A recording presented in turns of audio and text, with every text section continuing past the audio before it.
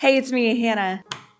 Let the crochet floodgates open. I have been sick the last couple of weeks, like really sick, like stuck in bed sick. So I haven't been doing much of anything except for crochet and daydreaming about future crochet projects. My algorithms on all of the platforms know this. Pinterest, TikTok, YouTube, it's all been popping with inspiration. So I've been working to put together my crochet project wish list, and I thought I would share that with you today. I'll put a link to the board where I've compiled all of these patterns in case you too want to tackle any of these projects yourself. So let's get started.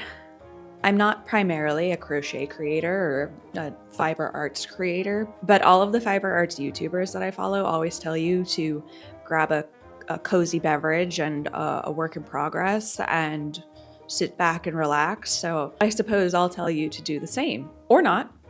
I'm not the boss of you. Let's kick it off with accessories. If you're reading ahead, you might be asking yourself, why does one need 4 different styles of fingerless gloves and mittens? And that's a valid question, but for one, I have cold hands. But I am also just very intrigued by all of the technical aspects of each of these projects. So the first one is a granny square fingerless glove from the Disco Loop. I think that this would be the quickest and easiest way to sort of rip through a project and get something onto my cold fingies, or well, I guess palms, not fingers. But yeah, I think I could get through these pretty quickly. Plus they're just so cute. I would definitely have to pick out the right colors. I love that these colors sort of highlight the vintage quality of the granny square. Okay, so I'm hopefully going to get through those relatively quickly and maybe even stash bust a little with those too. Also, if I'm looking down a lot, it's because I'm looking at my board as we go through this. Again, that will be linked in the description below. Next, I want to get some fuller coverage with the crochet cable mittens from Stitchberry.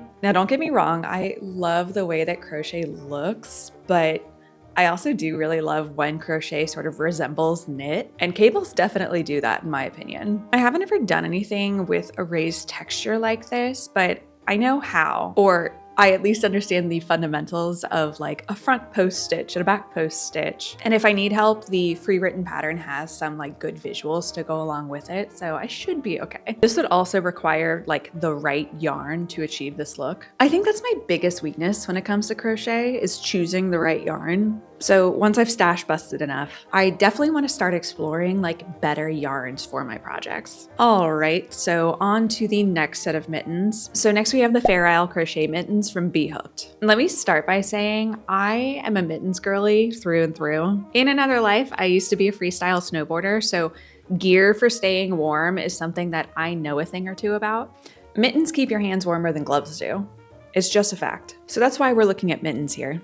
Plus, I think that's easier to crochet than gloves. These mittens look pretty easy to whip up, but they have a little bit of that Fair Isle inspired color work like throughout, which is such a small but quaint sort of Scandinavian-esque detail. And I think it really elevates the piece. I don't know, I'm excited to give it a go. I do think I can be a little more lenient with the color choices here too, so another one to add to the stash busting list. And the last gloves I have on here are the Stella fingerless gloves, which have the coolest star stitches, something I've never tried before, but I'm super excited to learn. These are also part of a set, which includes a hat and a scarf, so that could be a good gift for someone, like we're approaching the holiday season, but could just also be a good gift to myself. All right, so bonnets seem like they're still super trendy in the fiber arts community, probably because they're more unique than just a scarf or a hat, but they are still relatively easy to do compared to like a sweater or a blanket. This crochet bonnet tutorial from Wonder Netting came out last year, but I've been seeing ads from fast fashion companies all over the place for knit and crocheted bonnets. So I think the trend is still very much in place, but with this free tutorial, you can go ahead and make one for yourself or as a gift without buying into fast fashion, which is always good. Color and quality of yarn will probably still be very important here, but you don't need that much yarn. Only 170 meters or 185 yards of fingering weight yarn. So could be good for stash busting. I could see myself making multiple of these in both statement colors and more neutral colors, just so I had options. Am I a bonnet girly? Remains to be seen. The whole bonnet thing seemed to really kick off when the Sophie hood gained popularity in the knitting community, which I believe was a spin-off of the Sophie scarf from Petite Knits. another popular knitting pattern. Rather than teaching myself how to knit though, I have the crochet mini scarf tutorial from Elizabeth Desiri, or at Elise Nuts on YouTube. This is more of a stash buster project as it only uses 50 grams of DK weight yarn. Although because it's on my neck, which, you know, can be pretty sensitive, I may have to sort of be picky here, but it should work up pretty quickly here and work as a cute scarf to wear or put on a bag. Speaking of bags, I have 2 bags that I want to try out, neither of which are like produce bags that I will forget to bring with me to the grocery store. The first is the Florence backpack, which is a free pattern from Hopeful Honey, notwithstanding that it is a sizable backpack shape that I would actually use. This pattern also has that pretty like Fair Isle inspiration again. I also wouldn't have to worry too much about the like itchiness of the yarn being used, since it likely wouldn't be directly on my skin that much. So quality of yarn isn't huge, at least from the like wearable perspective. We'd still want something strong, so I'd have to explore that a bit more before embarking on something like this. Next we have the Dusk bag from Loose Ends. I'm obsessed. Honestly, I'm not a purse girly per se, but having a statement bag like this would make me one. I'm sure of it. I would want it in a bright, bold color like this, and I believe that the pattern calls for a t-shirt yarn, so finding that in like an electric blue or cherry red, yeah, that would be awesome. Honestly, it feels like this bag would fix me. Okay, next we have the Vine Colorwork Crochet Sock from Brianna Kepner at Brianna K Designs. I love a statement sock, and these are so lovely and knit inspired again, which I appreciate in a sock especially. I love that Brianna K provides resources on how to get the best fit for a sock too, which makes this way less intimidating. I feel like that's a pretty big barrier, for me at least, on starting a sock project like this. And then we also have the Fair Isle colorwork again, and this design is just so darling. I would definitely file this as an intermediate pattern, but again, there's, you know, links to easier beginner socks too, which would probably be my first stop, so we'll see.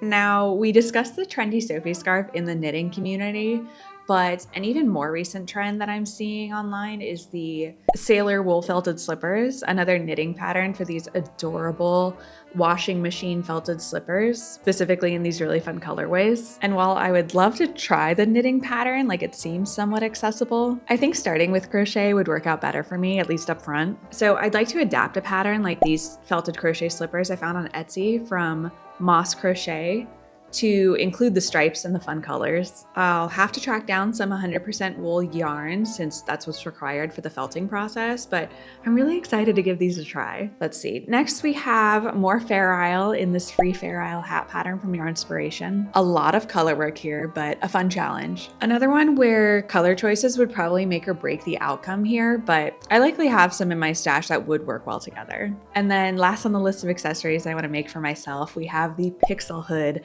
from Cosmati on Etsy. This is just a cool piece. The colors will be super important for maintaining that cool factor, and honestly, I think a neon will have to be included for me to like it. I don't think I'd want this in like a neutral colorway. Plus, I'm really excited to give Tunisian crochet a try. It gives it just this perfect texture. Again, very reminiscent of a knit texture. The listing says it's an advanced crochet level pattern, which gives me pause.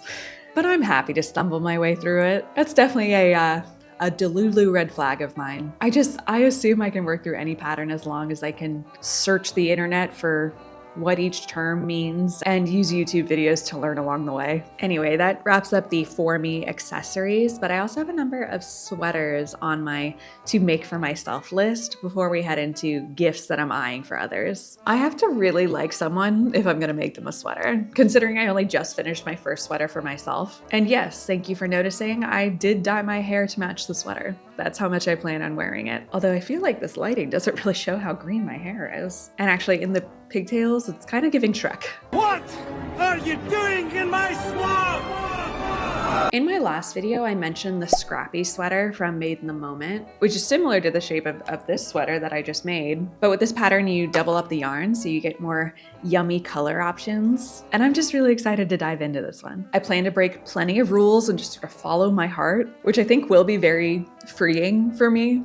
I don't know, I get nervous when I deviate from patterns. But this raglan pattern and the sporadic color changes, it seems like it lends itself to freestyling a little bit. Next, I have a cable sweater tutorial from Life and Yarn. There are a couple different types of cabling that I am so excited to give a go. Learning new stitches keeps me engaged in the project, so this would just be another fun challenge and also sort of expand my arsenal of crochet stitches. If you're looking at the rest of this list of sweaters, you can probably tell that I have a bit of a hankering for like an off-white or cream colored sweater. And I think that cable sweaters look so good in like an oatmeal. So I think I'd want to try it in something like that. Next, we have another raglan sweater, this time in a houndstooth pattern. And yes, this pattern is technically for a child, but since it's raglan, you can really easily adjust it and adapt it to an adult size. There's something so chaotic and yet clean looking about a houndstooth pattern that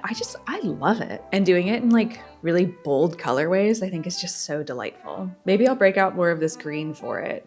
Really keep the swamp going. Another cream colored sweater I'm interested in making is the Ford sweater from Warwick Studio on Etsy. I would love to have a big chunky sweater that feels like I'm wearing a cloud. So I would definitely want to be picky about the yarn here and make sure that it's just so soft. And since it's chunkier, I think it would work up a little bit more quickly, which is always a bonus. And the texture here is made up of a stitch that I'm really excited to learn and explore. So again, challenging myself to learn something new and keep building out my crochet knowledge. It's just so fun for me. And then my last cream colored sweater, the Rocky Road sweater from Jewel Makes. This has a really cool like switch up in the stitches from clusters to a moss stitch. And that texture change here would probably be the most impactful if it was in a lighter color, like a cream or an oatmeal. So I may just choose one of these sort of off-white colored sweaters and just make one this winter. I probably don't need 3 in my closet right now, but that will be hard to choose. Drop a comment if you have a favorite between those. And then the last sweater, which really feeds into my need for whimsy. This is the Monarch Butterfly cardigan. Wow, this is so cool and so impactful as a piece.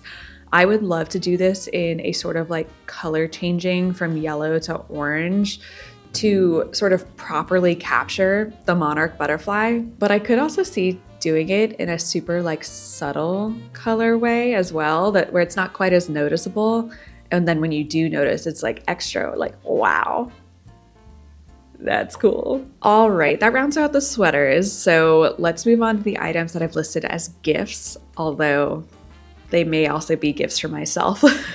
The first item here is to finish the 6-day star blanket, which I have somehow managed to turn into a, 360-day star blanket. Granted, I started last December and then worked on it for a few days and then didn't touch it again until this month. So that's on me. But even then, like, good God, I feel like I had to do each row twice or even thrice. This blanket has me humbled, as apparently I simply cannot count. That said, I do really like the pattern, and once I finish the blanket for darling husband's grandmother, I want to try and rip through like a 6 or an 8 pack of miniature versions that I can use as placemats as a gift for Alex's mom. I also owe her a blanket, which I started last year and did not finish, but we will worry about that another time. Speaking of stars and blankets, I'd love to make this Quiet Sky Patchwork Star blanket from Made by Anita Crochet on Etsy. And yes, it would be a gift for Alex, but also a gift for myself since